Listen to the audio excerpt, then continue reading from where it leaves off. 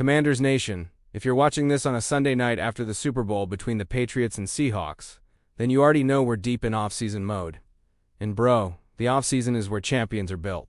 While other teams are out here celebrating or crying, we're grinding, breaking things down, and getting ready for what's next. Because fam, 2026 ain't just another year for the Commanders. Adam Peters has some massive decisions to make, moves that could shape not just this season, but the next 5 years of this franchise. Today we're diving into 3 stories that are shaking things up in Washington. A $16 million decision involving Darron Payne that could reshape our defensive line. The future of Deebo Samuel, with the Niners already making calls, and Christian McCaffrey basically begging him to come back to San Francisco. And a redraft that's got us asking, what if we had taken the running back playing in the Super Bowl right now, instead of the offensive tackle we picked? Buckle up, fam. This one's intense. We're breaking down every detail, every number, every angle, because these decisions, they're not simple. They're layered, they're complex, and they impact the entire roster. Let's get into it. Commanders face $16 million decision with Darron Payne. All right, fam. Let's get straight to the biggest headline of the day. Darron Payne, defensive tackle, number 94. Pro Bowler in 2022. A beast on the interior line who's been with this team since we drafted him in the first round back in 2018, 13th overall. And right now, Adam Peters has to make one of the toughest calls of the offseason. Is it worth keeping him at a $28 million cap hit in 2026? Or is it time to cut him and save $16.8 million? Bro, this ain't easy. And I'm going to break down exactly why this decision is so tough, why there's no obvious answer, and what Adam Peters has to weigh. First, let's talk raw numbers. Payne's got 1 year left on his deal. His cap hit for 2026 is $28 million. That makes him the 4th highest paid defensive tackle in the entire NFL. 4th. We're talking about being in the same tier as Chris Jones from the Chiefs, $28.3 million. Aaron Donald before he retired. Quinnen Williams from the Jets, $27.5 million. That's elite company. All pro-level dudes. Game wreckers. Now, when you look at Payne's resume, you see talent, you see production, but you also see limits. 1 Pro Bowl in 2022. 0 All-Pro selections in his entire career. 0. And bro, I'm not saying the Pro Bowl is the only way to measure greatness. We all know it's half popularity contest. But All-Pro? That's voted on by journalists who watch every game, who study film, who know who the real top-tier players are. And Payne's never been in that top 3 conversation. So the real question is a player who's very good, solid, reliable, but not elite worth $28 million? Because bro, that's serious money. That's the kind of money you give to a game changer. Someone who can take over a game by themselves. And Payne. Look, he's good. He does his job. But is he that guy? That's the debate going on right now in Ashburn. But here's what complicates everything. John Keim from ESPN, who's been covering the Commanders for decades and has direct sources inside the building, reported something huge. The Commanders are happy with how Payne played in 2025. And not just that, fam. Offensive coordinators from opposing teams, when interviewed anonymously, said their biggest concern when prepping for Washington was Darron Payne and that interior line. Let me say that again because it's huge. Opposing coaches, pros who get paid to build game plans, said Payne was their biggest worry. Darron Payne. That tells you something major. Payne's impact goes beyond the stat sheet. Because fam, let's be real about his 2025 numbers.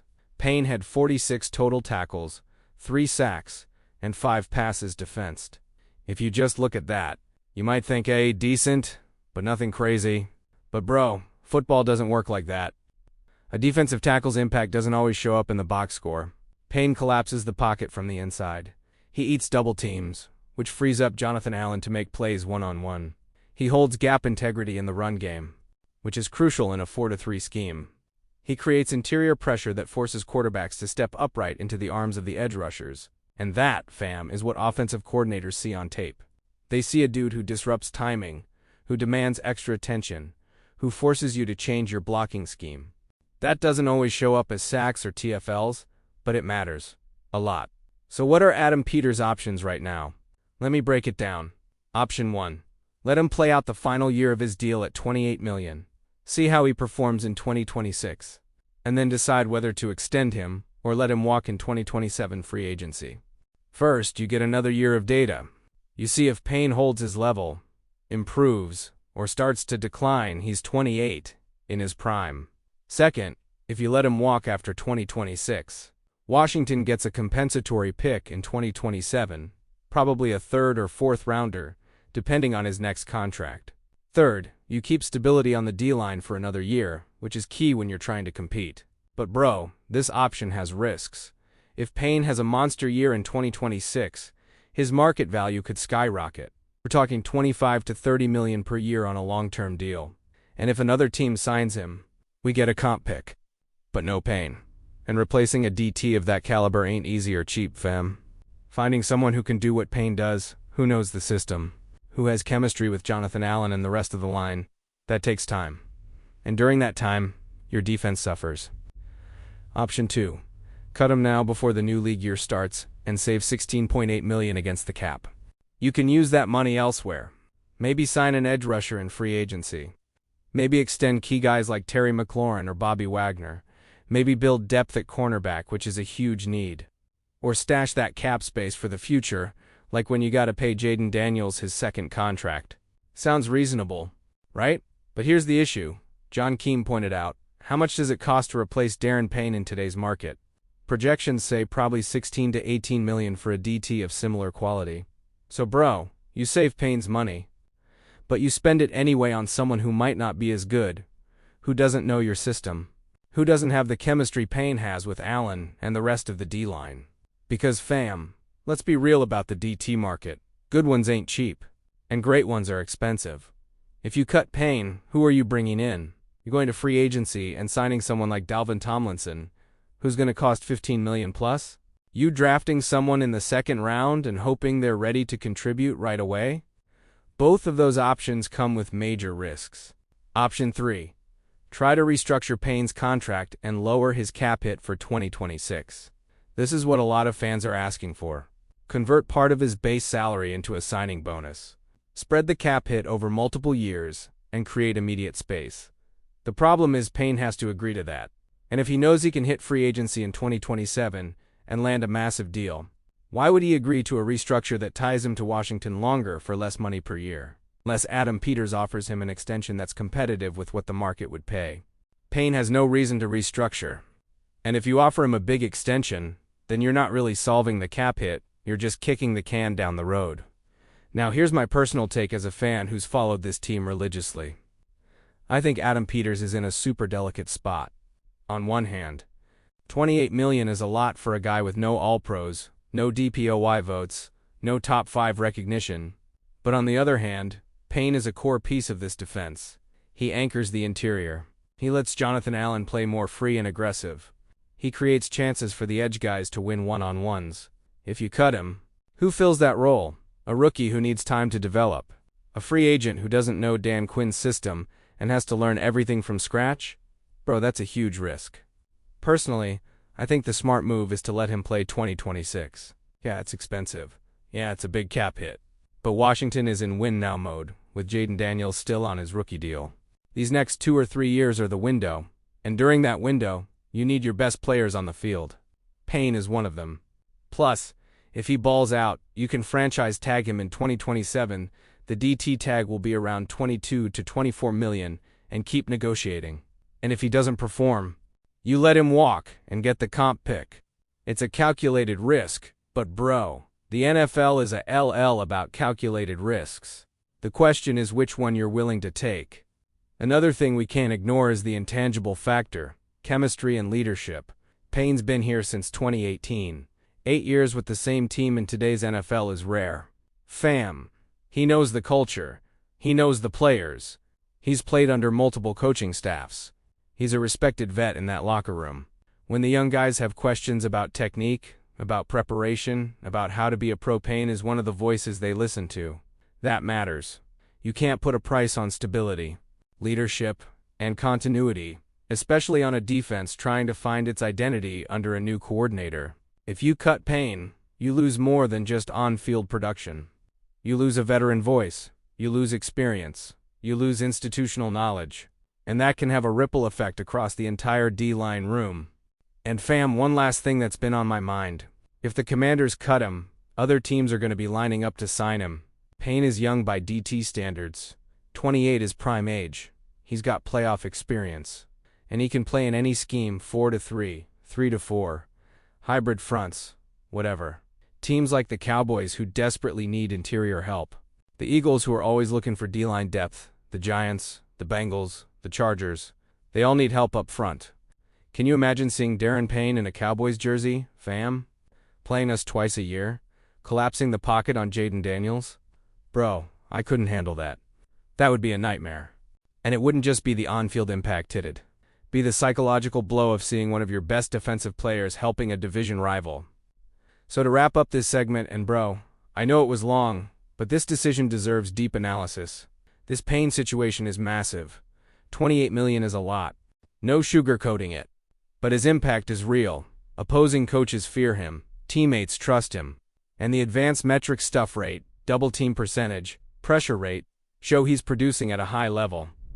Adam Peters has to balance the cap, the long-term future, and the need to win now, while Jaden is still on his rookie deal. And whatever decision he makes is going to shape what this defense looks like in 2026 and beyond. Keep it a buck, fam, I'd keep him for one more year. But I totally get the argument for cutting him and using that money elsewhere. This is one of those calls where there's no perfect answer. You just gotta pick the risk you're willing to live with. Alright, bro. That was the first bomb of the day, and as you saw, it's complicated. There are no easy answers when you're talking about $28 million in the future of your D-line. But hold up, because what's coming next has Commanders Nation completely split. Deebo Samuel, versatile weapon, free agent in less than a month. And guess who's already sending public signals to bring him back to San Francisco? Yup, fam, Christian McCaffrey went on national TV basically begging him to return. And bro, when the best running back in the league is calling you back, that means something. Let's go deep into this situation. News 2. Deebo Samuel wanted back by the 49ers. Yo, listen. Deebo Samuel, wide receiver, running back, return guy, gadget weapon, playmaker. One of the FEW bright spots from the Commanders' 2025 season, which, let's be real, was pretty disappointing. He's versatile, physical, explosive, competitive. And now, in less than a month, when the new league year kicks off on March 12th, he becomes an unrestricted free agent. And bro, the question everyone in Commanders Nation is asking, does he stay in Washington, or is he out? 'Cause fam, if there's one team making public noise about bringing him back, it's San Francisco. And this ain't just Twitter rumors or insider speculation. This is real. Christian McCaffrey, his former teammate, all-pro running back, quote, one of the most respected dudes in the league, went on the Up and Adams show with Kay Adams and said the Niners would welcome Deebo back with open arms. Let's rewind and give the full context. Deebo came to Washington in a midseason trade in 2024. The Niners needed to clear cap space. Deebo was frustrated with his role. Shanahan wasn't using him like before. And the Commanders were desperate for weapons to help Jaden Daniels. So Adam Peters, who spent years in San Francisco and knows Deebo inside and out, made the move.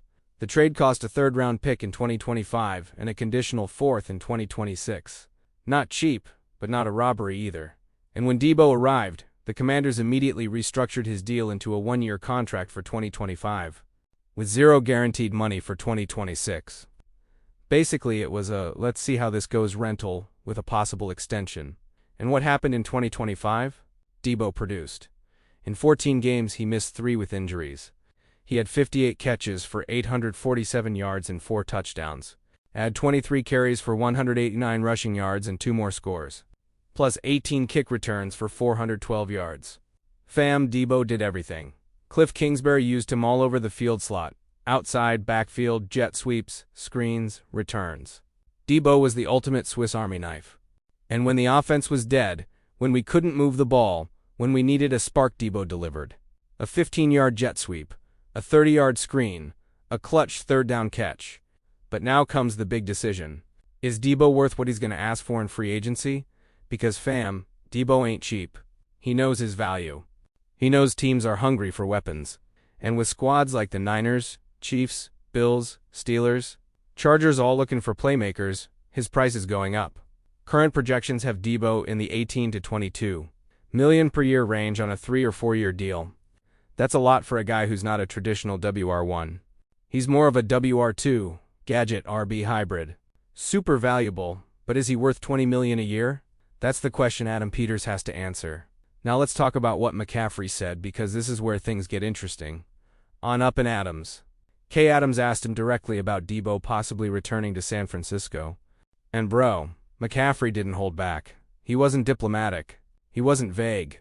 He was straight up. He said, Deebo is one of my favorite teammates I've ever played with. Everyone on our staff loves him. Every player on the team loves him. No doubt, zero doubt, he'd be welcomed back with open arms. Fam. That's a public invitation.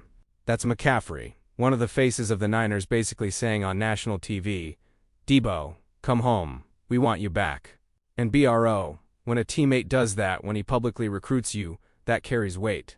Players talk. Deebo's going to see those comments. He's going to think, damn, my guys really want me back. And it makes sense from every angle. The Niners are losing receivers this offseason. Jawan Jennings is an unrestricted free agent and probably gone. Kendrick Bourne too. Brandon Ayuk has had drama with the team for 2 straight years and is reportedly on the trade block. Fam, San Francisco needs help at receiver. And Deebo already knows Shanahan's system. He's got chemistry with Brock Purdy. He knows how that offense works. It's one of the most complex and well-designed in the league. No learning curve. No adjustment period. He could show up in March and be ready for OTAs in April. It's a perfect fit scheme-wise. Plus, bro, Deebo and Shanahan's offense is deadly. Shanahan knows how to use him better than anyone. Jet sweeps with misdirection. Play action with Deebo in motion. Screens with blockers in front. YSC opportunities where Deebo can bully defenders. Shanahan turned Deebo into an all-pro. In 2021, 1,405 yards. 14 total TDs. He knows how to unlock him. And McCaffrey broke it down perfectly in the interview. He said, when the ball's in Deebo's hands, you can see the fear in defenses. You see it in their eyes, in their body language. He's like an enforcer on offense. You can give him the ball in so many ways. Catches. Runs any route in the tree. And if you want to tackle him, it comes with consequences. He's going to punish you physically. He's a great guy to have on your team. Bro, that's exactly it. Deebo's not just a receiver. He's a problem. He creates mismatches. Put a small corner on him, he bullies them. Put a big linebacker on him, he burns them. He's a nightmare to defend. And that's what we need in Washington. But it's also what San Francisco desperately wants back. Now let's be real about the Commanders' situation. If we let Deebo walk, who's our word two? Terry McLaurin is WR1, no doubt. He's the guy. The leader. The number one option. But after Terry, who? De'Ami Brown? Flashes, but inconsistent. Jahan Dotson? Traded? A rookie? Gonna need time to develop.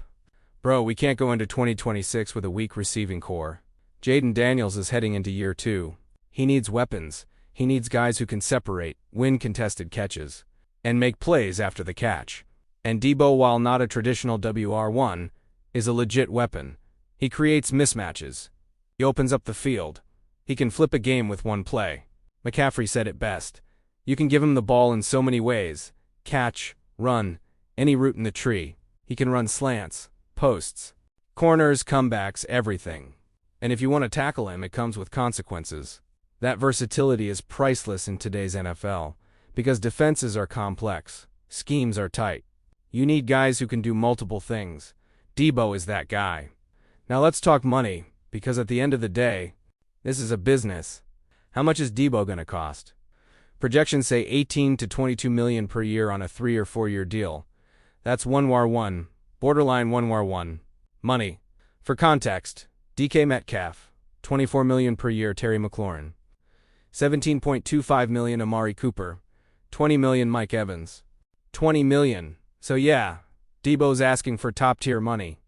But he's not a pure WR1. He's super valuable, but he's not giving you 1,200 yards and 10 TDs every year as a traditional wideout. So the question is, do you pay that for versatility and matchup nightmares? Or do you use that money elsewhere? Because fam, the Commanders have needs. Offensive line, especially guard and right tackle cornerback, we need a legit CB1. Edge rusher needs someone opposite Clelin Ferrell's safety depth, and maybe a starter if you pay Deebo $20 million. That money's not going to those spots. That's opportunity cost. Bro, every dollar you spend in one place is a dollar you can't spend somewhere else. But there's also the argument that Jayden Daniels is on a rookie deal. That means we've got cap flexibility now. This is the time to pay veterans. You can go all in on weapons while your QB is cheap, and worry about the cap later. My personal take? I think Washington should make a serious effort to keep Deebo, but not at any price. If he wants $22 million and a fully guaranteed deal, let him walk. That's too much. But if you can get him for $18 to $19 million per year, with performance-based incentives and reasonable guarantees, say $30 to $35 million guaranteed on a 4-year, $76 million deal, then do it. Because fam, Jayden Daniels is in year 2. He needs stability. He needs weapons. He needs guys who already know the system and have chemistry with him. Bringing in a rookie or a brand new free agent means starting from scratch. Training camp, learning the playbook. Preseason building timing. Early season mistakes and miscommunications. With Deebo, you skip all that. You've got chemistry. You've got proven production. You know exactly what you're getting. And don't forget the locker room factor. Deebo brought energy to that offense in 2025. He brought competitiveness, intensity, and an edge we badly needed. When things got tough, Deebo didn't hide. He wanted the ball. He demanded the ball. That mindset is contagious, fam. The young guys see that and learn what it means to be a competitor in the NFL. But I also completely understand the argument for letting him go. If Deebo returns to San Francisco, the Commanders can use that money on other critical spots. Maybe sign an edge rusher like Josh Sweat or Hassan Reddick. Maybe bring in a corner like Carlton Davis or Jalen Johnson. Maybe beef up the O-line with guards like Landon Dickerson or Tyler Smith. And bro, we desperately need help in all those areas. Plus, the 2026 draft is stacked at wide receiver. Luther Burden, Missouri, Tetero. M. McMillan, Arizona, Emeka Egbuka, Ohio State, Trey Harris, Ole Miss, all first-round talents. If the Commanders draft one of those guys at pick 19, you're getting a young, cheap receiver with massive upside and 4 years of control. That's value, fam. So maybe the smart move is to let Deebo walk, draft a receiver, use the cap space on defense, and trust Cliff Kingsbury to develop the rookie. It's a different approach, more long-term, but it makes sense from a team-building perspective. And fam, here's the truth nobody wants to admit, but it's real. If Deebo goes back to the Niners, he's going to be dangerous. Picture that offense. McCaffrey in the backfield, Deebo in motion, Kittle in the slot, Ayuk, or a rookie outside Purdy in the pocket running Shanahan's elite system, bro. That offense would be unstoppable. How do you defend it? Stack the box? Purdy burns you through the air? Play light? McCaffrey runs for 150. Focus on the short game? Ayuk beats you deep. It's pick your poison. And Deebo would be a key piece. As a football fan, I'd love to watch it. That kind of offense is art. But as a Commanders fan, it would hurt. Seeing Deebo make plays for a contender when he could have been part of something special. Here with Jayden would sting. And fam, there's one more thing we haven't talked about. What does Deebo want? Because at the end of the day, he's in control. He chooses where to sign. And the signals so far? Mixed. In interviews, Deebo said he enjoyed his time in Washington. He loves playing with Jayden. He's open to everything. But he's also said San Francisco will always be special and that he's got love for that organization. So what matters more to him? Money? A chance to win? Familiarity? Where he wants to live? All of that plays a role. And we don't know what his top priority is. If it's winning, San Francisco is the obvious choice. If it's money, he'll go to the highest bidder. If it's role and touches, Washington might be more appealing. And don't forget what McCaffrey said. When he has the ball, defenses are scared.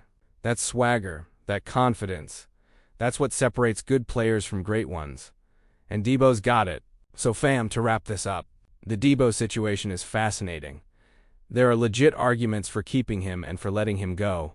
There are financial factors, roster-building factors, timing with Jayden's rookie window, and there's the human element, what Deebo wants and where he sees himself. My personal prediction? I think Deebo goes back to San Francisco. The Niners will make a push. McCaffrey and others will recruit hard. Shanahan will sell the vision.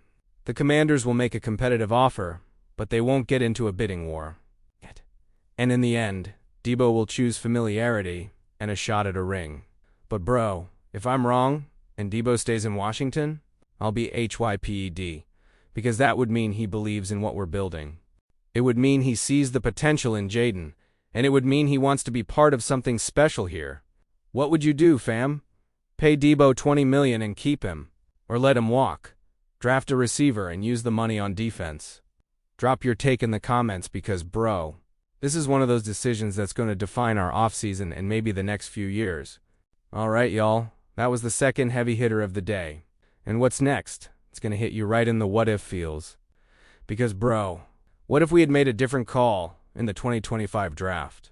What if, instead of Josh Conerly Jr., we had taken Tre'Von Henderson, the running back who's playing in the Super Bowl right now with the Patriots?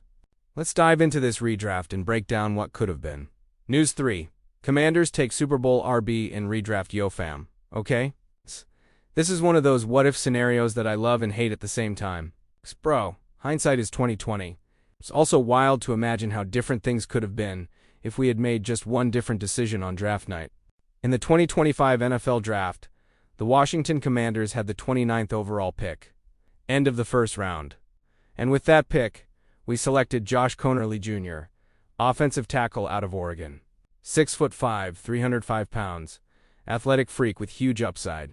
Now don't get it twisted, Conerly's rookie year was solid. He played in 14 games, started 10 of them, mostly at right tackle. He had the usual rookie growing pains, but he flashed potential. PFF gave him a grade of 68.4, which for a rookie tackle is decent. Not amazing, but not bad either. But then John Keem from ESP, who's been covering this team longer than some of y'all have been alive, dropped a full redraft of the 2025 first round. And when he got to pick 29, he had the Commanders taking Tre'Von Henderson, the running back from Ohio State who, as we speak, is about to play in Super Bowl 61 with the New England Patriots. And fam, when you look at what Henderson did in his rookie year, when you see the impact he had turning the Patriots from a 4-win mess into a Super Bowl team, you can't help but ask, did we mess up? Let's look at the numbers first because they're insane for a rookie. 180 carries for 911 rushing yards, 5.1 yards per carry, 9 rushing touchdowns.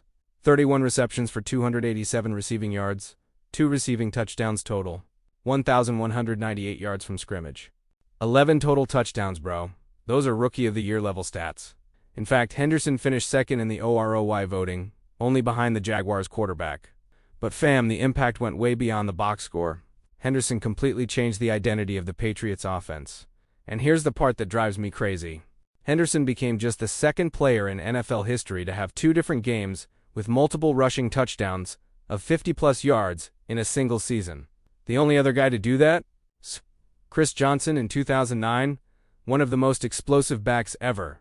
Let me break down those 2 games. Week 7 versus Dolphins. 67-yard TD and 58-yard TD. In the same game, first rookie to do that since Adrian Peterson in 2007, divisional round versus Ravens. 72-yard TD that basically iced the game. And bro, when you watch those runs on tape, it's not just speed. It's vision, patience, burst, balance, and finishing power. Henderson's got the full package. He can run between the tackles. He can bounce outside. He can catch out of the backfield. He can pass protect, which is rare for rookies. He's a legit 3-down back. And here's the part that hurts the most. The Patriots were a disaster in 2024. 4 wins. Worst offense in the league. Everything broken. And in 1 year with Henderson, as a key piece there in the Super Bowl, that tells you everything you need to know about the value of an elite running back. Because fam, a real RB doesn't just run the ball. He transforms your whole offense. He converts third and short. He forces defenses to stay honest. He gives your QB confidence. Henderson did all of that for New England. Now imagine if we had drafted him. Imagine Tre'Von Henderson in the backfield with Jaden Daniels. Imagine the read-option game. Imagine play-action bootlegs with Henderson faking and Jaden rolling out. Imagine screens and wheel routes with Henderson in space. Bro, that offense would be lethal. Now let's be fair to Josh Conerly Jr. He's not a bust. He's got talent. He's got size 6'5", 305. He's got athleticism 4.9540. 32-inch vertical, 8'11" broad jump at the combine. He's got solid technique from Oregon, which produces good O-linemen. And he's got upside. The issue is that offensive tackles, especially rookies, take time to develop. It's one of the hardest positions in football. You're going one-on-one against the best athletes on the field, edge rushers. Conerly had moments where he looked great, but he also had games where he struggled against speed rushers. PFF ranked him as the 47th best tackle out of 70+ who played significant snaps. He gave up 4 sacks, 28 pressures, and had 6 penalties. But not game-changing either. And here's the key question. What's his ceiling? Is he a future Pro Bowl left tackle? Or is he just a solid starter who never hits that elite level? We don't know yet. Year 2 is crucial for offensive linemen. That's when the game slows down and technique starts to click. But bro, when you compare solid tackle with upside to explosive, game-changing running back in the Super Bowl, the conversation shifts. One is potential, the other is proven production. And John Keane nailed it in his redraft analysis. He said, the Commanders could have gone with an offensive lineman or cornerback here, as they were hesitant to take a running back in round 1 last April. But Henderson would have given Washington the juice they lacked all season. Juice, fam. So that's the perfect word. Because our offense in 2025 was boring, predictable, no explosiveness, no big plays, no wow factor. We averaged 18.4 points per game, 28th. In the league, 28th. That's unacceptable with a talented QB like Jaden Daniels. And a player like Henderson would have changed that.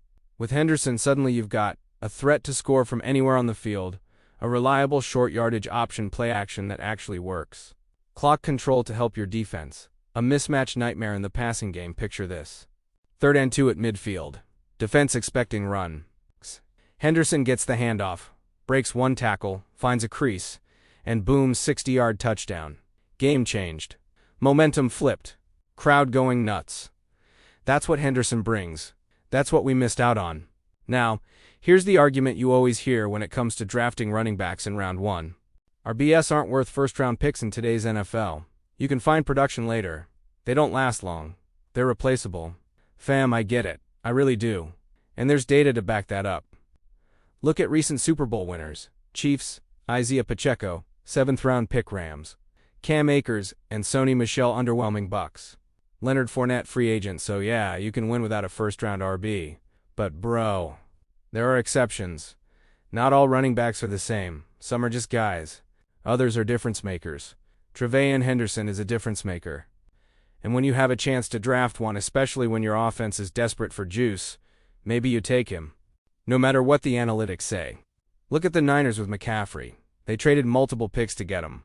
And since then, they've been one of the best offenses in football. Look at the Browns with Nick Chubb. He gave them an identity. Look at the Eagles with Saquon Barkley in 2025. He gave them 1,600 yards and powered their Super Bowl run. So yeah, there's risk in drafting RBS early. But when you hit on one, the reward is massive. Now does that mean Josh Conerly was a bad pick? Not necessarily. Because offensive line matters. Protecting Jaden is crucial. And if Conerly becomes a Pro Bowl tackle, the pick is justified. But bro, when you see Henderson in the Super Bowl, when you see the impact he had, it's hard not to think, damn, that could have been us. Because the Patriots were in the same spot as us a year ago. 4 wins. Rookie QB Drake May. New coaching staff. Full rebuild. They drafted Henderson in round 2, pick 38. That's identifying a need offensive playmaker and going to get it. That's not overthinking it, just taking the best player available who fits your system. And here's the interesting part of Keane's analysis. He suggests the Commanders might target a running back early in the 2026 draft to pair with Ja'Cory Krosky-Merritt and create a dynamic backfield. Bro, if that happens, it's basically an indirect admission that we should have taken Henderson last year. Because if you're going to draft ARB in round 1 or 2 this year, why didn't you just take Henderson when he was right there? It doesn't make sense, fam. But okay, let's be constructive and look forward. If the Commanders are going to draft ARB in 2026, who should it be? Here are some big names. Ashton Jeanty, Boise State. Best RB prospect since Saquon. Over 2,500 yards this season. Heisman finalist. Complete back. But he's probably going top 10, maybe top 5. We'd have to trade up. Omarion Hampton, North Carolina, 6 foot, 220. Power runner with soft hands, 1,800 yards and 22 TDs. Projected late first, early second. More realistic at pick 19. Caleb Johnson, Iowa, 5'11", 225. Physical runner with great vision, 1,500 yards and a bad offense. Third round projection. Trayshawn Holden, Oregon, 6'1", 215. Speed back with home run ability, 1,300 yards, 7.2 YPC. Late second, third round. Any of those guys could be the answer if Adam Peters decides to go all in on ARB. Personally, I'd go for Omarion Hampton in round 1 if he's there. He's got the size, the skill set, and the production. Pair him with Jaden Daniels, and suddenly you've got a dynamic offense. But I also get it if Peters passes on ARB early. So we've got other needs: edge rusher, corner, O-line depth, safety. Maybe the plan is to fill those holes first and find ARB later in the draft or free agency. Fam, here's my final take on this whole redraft situation. I believe the Commanders should draft a running back this year. Not necessarily in round 1, unless Gianti Falls or Hampton is clearly the best player available, but definitely in round 2 or 3. Because Jakery Krosky-Merritt is solid as a complementary back, but he's not a 3-down workhorse. We need someone who can carry 15 to 20 times a game, catch 40 to 50 passes, and be a safety valve for Jaden. Henderson would have been perfect for that. But since we missed on him, we've got to find our own version in this draft. Because when you look at the best offenses in the NFL, almost all of them have a dynamic RB. Niners, McCaffrey Eagles, Barkley Lions, Gibbs and Montgomery Ravens, Derrick Henry Bills, James Cook. Those teams can run the ball effectively, and that opens up everything else. That's what we need in Washington. And fam, one last thing about this redraft. It's a crucial reminder that every draft pick matters. Every decision has consequences, even if you don't see them right away. Josh Conerly might become an all-pro tackle in 3 years. Or he might just be a solid starter. Tre'Veyon Henderson already showed in 1 year that he's a game changer. And that, bro, is the difference between a good pick and a great pick. Good picks give you solid starters. Great picks give you franchise-altering players. Let's hope Adam Peters and his scouting team learn from this, if there's a lesson to learn, and make the right moves in the 2026 draft. Because fam, we're in year 2 of the Jaden Daniels era. The window is open. We've got a franchise QB on a rookie deal.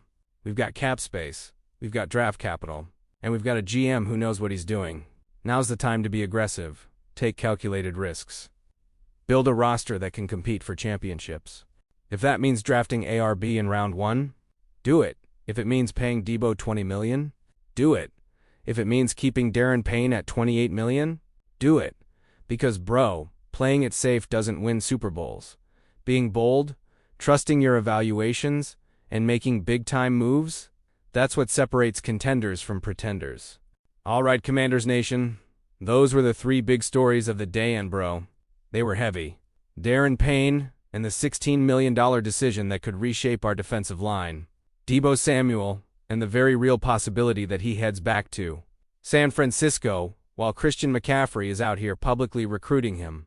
And the redraft that's got us thinking about Tre'Veyon Henderson, the running back who's playing in the Super Bowl and could have been OURS. Fam, this offseason is going to be massive. Adam Peters has some tough choices to make. Decisions that are going to shape this franchise for years to come. But he also has a real opportunity to build something special. Because the window is open, bro. Jaden Daniels is still on his rookie contract for 3 more years. We've got around $45 million in cap space depending on what happens with Payne. We've got the 19th pick in the first round and 6 more picks in the draft. And we've got a GM in Adam Peters who's already proven he knows how to build a roster. Just look at what he helped create in San Francisco. So my message to you is, stay locked in, because every day between now and the draft is going to bring news, rumors, moves, and developments. Free agency kicks off March 12th. The Combine is the first week of March. Pro days in March and April. And the draft runs from April 24th to 26th. That's a ton of football content, fam. And we're going to be here every single day breaking it all down.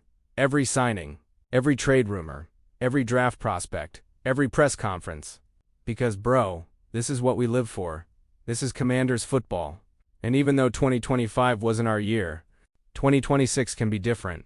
If you liked this video, if you appreciated the deep dive analysis, if you enjoyed going beyond the headlines and really breaking down the implications of these stories, hit that like button. That little thumbs up helps a ton with the algorithm and helps more Commanders fans find this content. If you've got thoughts on Payne, do you keep him or cut him? On Deebo, do you pay him $20 million or let him walk? Or on Henderson, should we have drafted him? Drop them in the comments. Because fam, I read every single one, and I love having these conversations with y'all. Commanders Nation is one of the best fan bases in all of sports. And these discussions are what make this fun. And if you're not subscribed to the channel yet, bro, what are you waiting for? Hit that subscribe button and turn on notifications because we're dropping daily content all off-season long. Free agent breakdowns, draft prospect scouting reports, mock drafts, live reactions to every move. Everything you need to stay informed about your Washington Commanders. Remember fam, Commanders Nation, this is OUR year. 2026 is when we flip the script. It's when we go from rebuilding to competing. It's when Jaden Daniels takes that sophomore leap and becomes a top 10 quarterback. It's when our defense goes from 28th in points allowed to top 15. It's when Adam Peters makes the moves that take us from 6-11 to 10-7 into the playoffs. I believe in this organization. I believe in Dan Quinn. I believe in Adam Peters. I believe in Jaden Daniels. Because without you, without this community, none of this would be the same. I'll see y'all tomorrow with more news, more analysis, and more Commanders content. Stay locked in, fam. HTTR. Hail to the Commanders. Let's get it. Peace.